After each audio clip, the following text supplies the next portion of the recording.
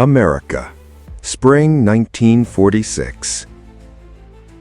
The country was only beginning to recover from World War II. Millions of soldiers were returning home, and life in small towns was gradually acquiring its familiar rhythm. People were again going to the movies, meeting in diners, walking in parks. It would seem the most terrible was left there, overseas. But in one small town on the border of two states, a new horror settled. A horror that did not come from the front. It lurked under the moon, going out to hunt in the quietest and most defenseless nights. They called him the Phantom, and the residents themselves, for many years after, were afraid even to pronounce his name. Dark Valley, a town on the border. Dark Valley, that's what the locals called their town. On the map of the USA, it looked in no way remarkable.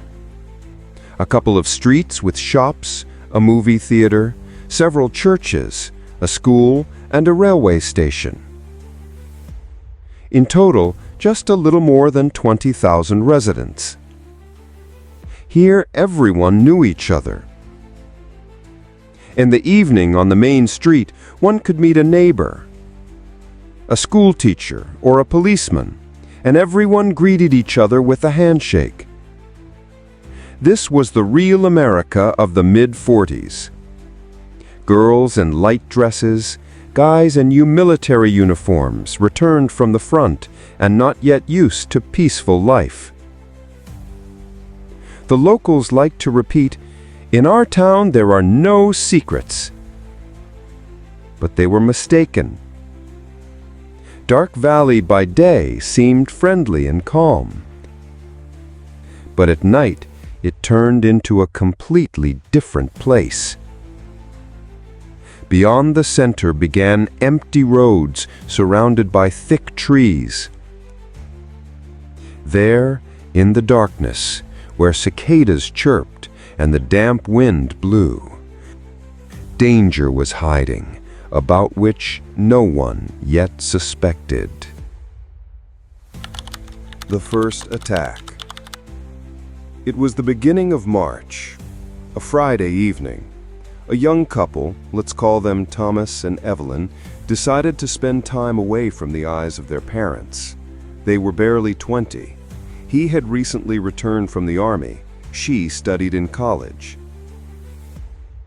They drove out of town, stopped on a country road where the light of the lanterns did not reach, and sat in the car, talking and laughing. The clock showed almost midnight, when from behind the trees a figure came out. At first, Thomas thought it was some farmer or a random passerby. But the figure was approaching slowly, too slowly. And the closer it came, the clearer it was visible. The person had on his face a white cloth mask. The figure stopped right in front of the car. For several seconds, it stood motionless, and then raised its hand. In the hand was a metallic object, similar to a pistol. Thomas, without hesitation, broke off and tried to start the engine, but it was too late. The stranger was at the door faster. The glass broke, and into the cabin burst the dull smell of dust and damp fabric. At that moment they understood this was not a robber. This was a hunter. Evelyn screamed. The stranger pulled Thomas outside, several times hit him on the head with a heavy object. The young man lost consciousness and collapsed to the ground. The girl was left alone in the car. She tried to get out through the passenger door, but the mask was already looming over her. The stranger hit her and then tore off part of her clothes. Everything happened rapidly, almost animal-like. But at some moment from afar was heard the sound of a car. The headlights illuminated the road. The figure recoiled and disappeared into the forest, as silently as it had appeared. Evelyn, in tears, ran to the road. The driver of a passing truck stopped and helped her. Thomas was found alive, but with severe head injuries. When the police arrived at the place, of the attacker there was no trace. On the ground remained only shoe prints, large, male, and not a single clue more. In the morning, everyone knew of the incident. The newspapers wrote about the mask. Rumors spread. Someone said it was a tramp. Others claimed that they saw a ghost in sacking. But the most alarming thing was that the police had no explanations. No motives, no suspects. The residents began locking their doors. The men started patrolling the streets at night.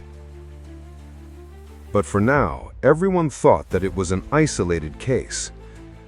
No one knew it was only the beginning. 3 weeks after the first attack, the Phantom returned. But this time, he was no longer going to leave witnesses. The second attack. On Saturday evening, a young couple, let's call them Richard and Mary Ann, drove to the suburb in their car. They parked on a country road in a place where usually teenagers met. At that time, it was considered a usual pastime to sit in a car, listen to the radio, talk. It was around midnight when in the silence suddenly was heard a dull knock. At first, Richard thought that it was a stone hitting the roof. He opened the window slightly and stuck his head out, but in the darkness saw nothing.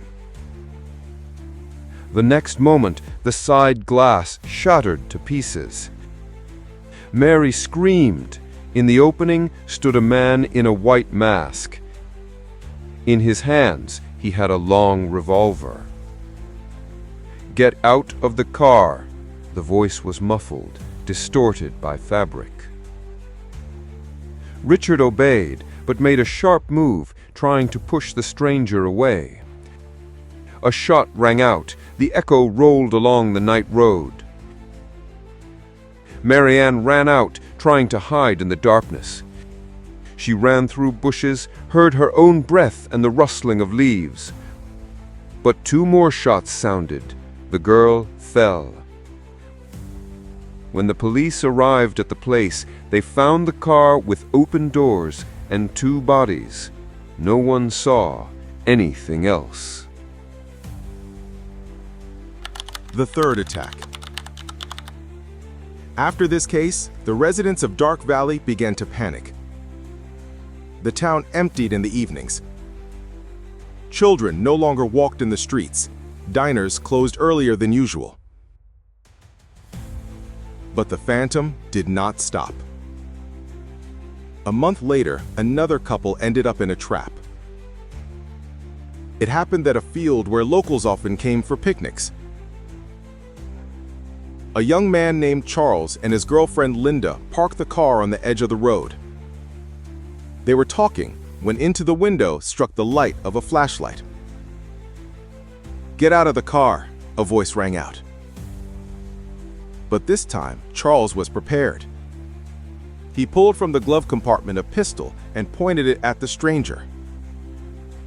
A shot rang out, but the bullet flew past. The Phantom, as if not feeling fear, fired in response. Charles fell. Linda screamed and ran, but the killer did not pursue her. He finished off the young man and disappeared, leaving the girl in hysteria. Linda later told the police, "He was huge, in a mask, and he moved as if he knew every step in advance." Now, the whole town spoke only of one thing: the Phantom. Shops began massively selling weapons. Rifles, cartridges, pistols, everything was bought up in just hours. Men stood guard at homes, setting up sentries. Women locked doors with all locks and kept knives at their beds. A journalist of the local newspaper wrote, "We live as in a siege. People stop trusting each other. And every passerby, they see the killer. Children wake up at night from nightmares. The town has never been like this." The police threw all forces into the search. The sheriff and his deputies patrolled the roads. From the state capitol, they sent an experienced investigator. Even federal agents dropped by the town. But every time they set ambushes, the Phantom as if felt it and did not appear. They checked cars at the exit, stopped suspicious passerbys, questioned farmers and hunters. The result was always the same: no clues. People began to whisper, "Maybe he is one of us. Maybe he lives among us and knows all the actions of the police."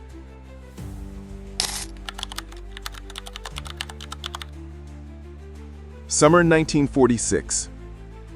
A young couple, Ellis and Rosemary, drove to the country house of the girl's parents. The night was quiet, only cicadas filled the air. They sat on the veranda when they noticed movement in the darkness.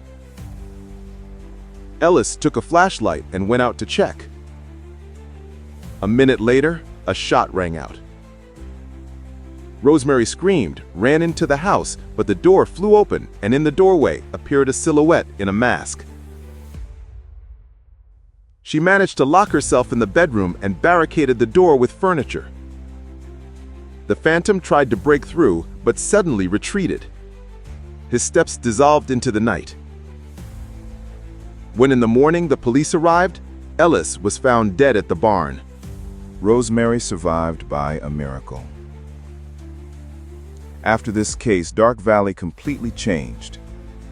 No one appeared on the streets after sunset. In churches, every Sunday they prayed for protection. School graduations were canceled. Newspapers printed daily articles with advice: do not go out alone, lock the doors, do not trust strangers. The town lived in constant fear. After the series of attacks, into Dark Valley flowed all the forces of the law. But as the hunt for the Phantom became more intense, the fear only grew stronger. No one understood how the killer managed always to be one step ahead. The county sheriff gathered all the officers and announced night patrols. Cars with searchlights drove along the country roads. Along the highway, ambushes were set up. Police checked cars, especially those with only one person. They even searched forests and farms, questioned hunters. But the Phantom as if dissolved. Not a single clue, not a single witness who could say where he went. Soon, the cases were talked about not only in local newspapers, but also in the capitals. And into the town was sent the famous state investigator, Captain Houston Raines. Raines was tough, but experienced. During the war, he headed the security of strategic sites, and in the police, he was considered a hunter of predators. He immediately declared, "We are dealing not with a madman, but with a cold-blooded killer who prepares for every step, and he knows the area better than anyone." Raines ordered to set up checkpoints on all roads and strengthen night duty. Meanwhile, the townspeople stopped trusting even the police. Many believed that the killer was someone local. Some pointed at a strange farmer who lived alone and rarely showed himself in town. Others at a tramp who was seen near the railway. Some even suspected their own neighbors. In houses began to be arranged watches of fear. Men armed with shotguns sat by the windows, watching the street. One farmer said, "We did not sleep at night. We waited that he would come to us. Every shadow we took for the phantom." The police set up decoys. Patrol cars hid near places where tuples usually parked. Young officers played lovers in cars to lure the criminal. But the phantom never got caught. It seemed he sensed every trap. The residents began to whisper, "He has eyes everywhere. Maybe among us there is someone who passes everything to him." Rumors multiplied every day. Some said it was the ghost of a soldier who died in the war. Others that it was an escaped convict. Still others believed that it was a policeman himself who covered his tracks. The newspapers stirred up panic. On the front pages were printed headlines. "The Phantom again in the shadow. Not a single door will protect you." Several weeks later, the police detained a man by the name of James Crowley. Crowley was a repeat offender. He was known in the neighboring county as a petty thief and swindler. He had a dark reputation. He changed cars, ran scams, and often hid from the law. When he was arrested for car theft, the police found indirect evidence: shoes of a similar size, cartridges. Crowley's wife said that he often left at night and returned at dawn, dirty and silent. She even allegedly confessed under pressure that he could have been that very man. But at the trial, she retracted her words, and there was not enough evidence. Crowley was convicted of theft, but not of murder. Many residents were sure it was him. After all, after his arrest, the attacks stopped. But part of the police doubted. "Too neatly everything is done," said Captain Rains. "Crowley is not capable of that." The phantom turned into a mystery. The arrest did not remove the tension. People continued to be afraid. It is interesting that after the arrest of Crowley, the murders really did stop. Some believed that the phantom died or left.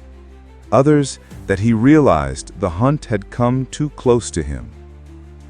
But not a single official confession, not a single solid piece of evidence was ever found. By the summer of 1946, the police announced that the case remained open, but the active searches stopped. The town gradually returned to life, but it was already a different town. People had learned to live with fear. The phantom was never caught. For some, he remained James Crowley. For others, an unknown monster wandering under the moon. And for the very residents of Dark Valley, a permanent shadow that had settled in their memory. After the attack stopped, Dark Valley tried to return to normal life, but life never became the same. The phantom left a scar that did not heal for decades. At first glance, everything returned to the usual course. Shops again worked late. Teenagers once more began to meet in diners. Families again walked in the streets. But every resident knew, as soon as the word phantom was mentioned, the conversation froze. People glanced at each other and changed the subject. Evelyn, the girl from the first attack, years later admitted to journalists, "Every night when I hear the creak of a door or footsteps in the street, I think that he has returned. I live with this fear all my life." Linda, who lost her beloved, said, Sometimes I dream that I am running through the field and he is always behind. I look back and see that mask, white, faceless. These women became symbols of what the town went through. In families, stories were passed down. Do not walk at night, otherwise the phantom will take you. Do not drive out of town without adults. For the children of Dark Valley, the phantom became something like the bogeyman or a monster from a fairy tale. Only this was not a fairy tale, but reality. Even years later, when new people came to the town, the old-timers warned, "Do not be surprised if after sunset everything becomes quiet here. We just remembered too well." No one ever knew whether the phantom was arrested, died, or lived all this time among them. Therefore, distrust became part of the local culture. The story of the phantom did not remain only local. Newspapers all over the country wrote about the ghost of Dark Valley. Journalists called him the American Jack the Ripper. Criminologists included this case in textbooks as an example of a serial killer who was not caught. In the 1970s, based on these events, a film was made. In it, the killer's mask became a symbol of horror. The film was called The Town That Dreaded Sundown, and that is exactly what people now called Dark Valley. Every year, students and tourists came to see the places where it all happened. Some took photos at the old roads. Some searched for the house where the first victim had lived. The story turned into a myth. With the years, in the town there even appeared an annual festival dedicated to this story. They showed the old film right under the open sky, conducted excursions along the phantom roads, sold souvenirs, white masks, flashlights, copies of newspapers. Over time, when there were no official answers, many versions appeared. The soldier version. Some believed that the phantom was a former soldier who had returned from the front. Allegedly, the war had made him insane. The policeman version. Others whispered that it could have been an officer himself. He knew the patrol routes and therefore avoided traps. The two killers version. There were even assumptions that it was not one person, but two. That was exactly why the police could not determine a signature. The ghost version. The strangest version, but children believed in it. Supposedly, it was a spirit that appeared only on the full moon. The phantom became a symbol of the fear of the unknown. "We are afraid not of what we see, but of what we cannot explain," said one of the residents. And this feeling was passed down from generation to generation. Almost 80 years have passed, but the name of the phantom is still whispered in Dark Valley. This is not just a story about a series of murders. It is a story about the fear that settled in the heart of a small town and never left it. Despite the efforts of the police, federal agents, and private detectives, the phantom case has never been closed. Officially, no arrests, no confessions, no final verdict. Unofficially, many are sure that the killer was James Crawley. His arrest coincided with the end of the attacks, but no evidence was ever found. And that is the most frightening thing, the unknown. Today, Dark Valley is an ordinary American town. There are shopping centers, schools, fast food restaurants. But if you talk to the local old-timers, many will say, "Yes, I remember. I was a child when this happened." They still lock their doors a little earlier than in other towns. And to this day, you will rarely see couples who parked at night just to talk. The memory of the phantom lives in habits, in gestures, in distrust of the dark. The story of the phantom is not only about crimes. It is a story about how fear can change a community. The town stopped trusting its neighbors. People learned to live on guard. Even decades later, they told their children, "Do not walk at night. There are things that remain in the dark."